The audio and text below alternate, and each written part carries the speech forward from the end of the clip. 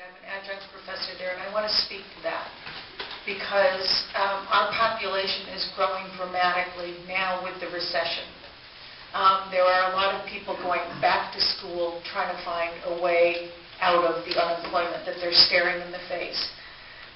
They're looking at tuition increases to go to Portland State. They're already graduating from Portland State thousands and thousands and thousands of dollars in debt. Many of them don't have cars. Even if they do have cars, there's no place to park at Portland State. And if you can find a parking place in one of the Portland State parking garages, it's $10 a day.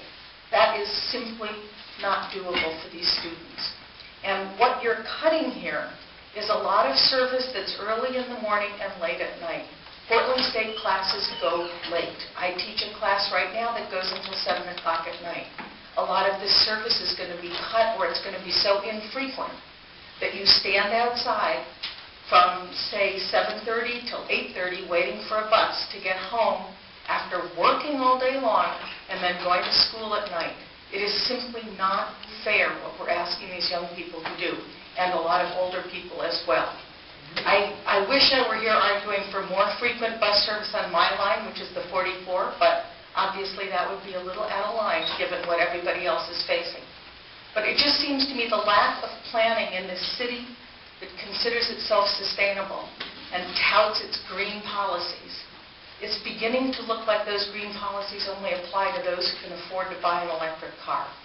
And I want to really echo what Adam Sanchez said earlier, which is we will fight with you to find other sources of funds. It is insane that this is a silo that is losing bus service at this moment in time economically, when everybody who rides those buses needs them desperately. So I urge you to join us.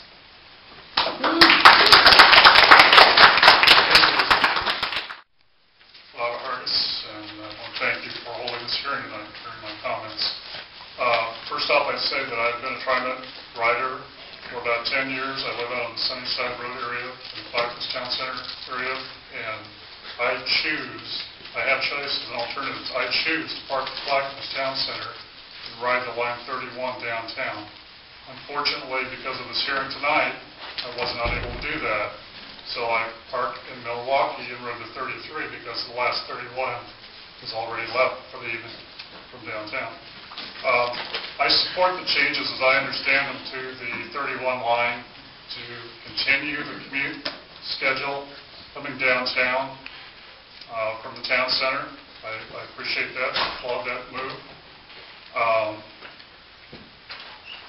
I would ask that the times for the commuters may be adjusted slightly from what they are now if they do continue.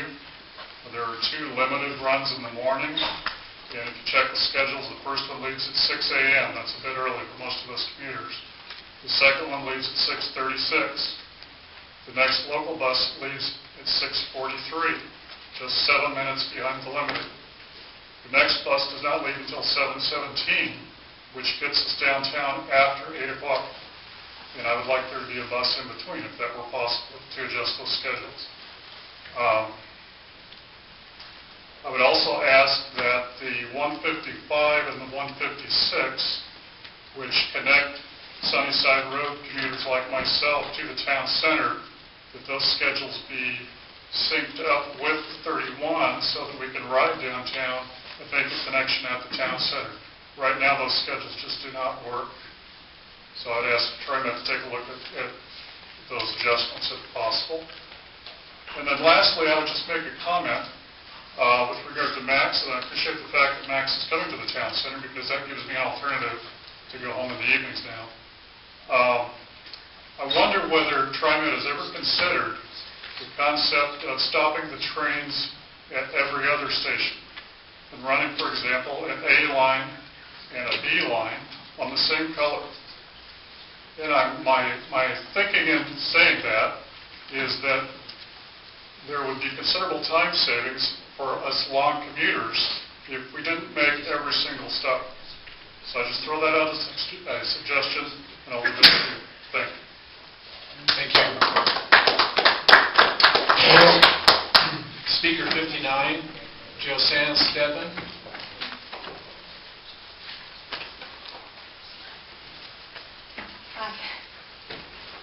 Well, I appreciate the opportunity to address you.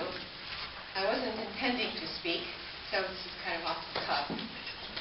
I ride the 51, and in fact, 5 other intermittent Saturday riders have spoken with me over the last few days, and were hoping I would come and report back to them what this meeting was all about.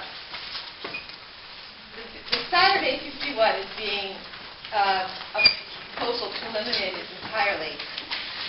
This would be really unfortunate. Although throughout the day it has very limited riders, perhaps 2, 3, 4 people, there are cycles in the later afternoon where the bus is routinely filled with 12, 15, 20 people. During the holidays, from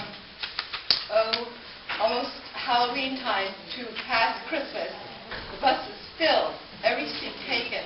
This is one of the shorter buses. It's filled with shoppers. The area is filled with senior citizens, and most of them are beginning now to not be able to drive. The buses have served as a real community builder in that neighborhood. The operators, knowing that so-and-so is hobbling down the corner, waits for them a wee second more, and neighbors say, oh, here's someone coming. And so it has pulled together people. Another vital aspect of this line is that the remarkable council crest is at the top of the line. And it just so happened I was in the bookstore this weekend sending some books to someone who's going to move to Portland, and 5 of the books mentioned that our public transportation system goes to Council Crest, where on a clear day you can view 5 mountain peaks. Now, it would be a crime, really, to take that away. It's a pretty spot with picnic tables and fir trees. It's lovely. The area has a lot of historic homes that are open to the public for tours, and you see antique furniture and strange things and houses.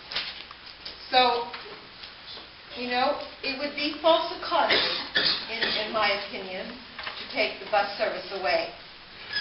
At least, if it's going to be tampered with,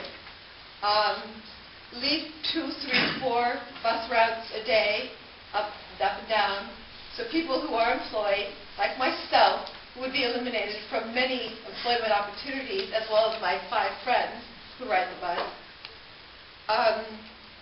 And another speaker mentioned a smaller bus. Right now we have one of those shorty things, but you could even get a shorter bus with, say, a dozen seats. So please keep the 51 line. It is of value. And I know that 63 is another one that's being considered, goes up to Washington Park. And so that bus as well, maybe those 2 routes can be dovetailing each other in some unique way, a reconfiguration. Thank you. I appreciate this. And I do hope you listen to us, please.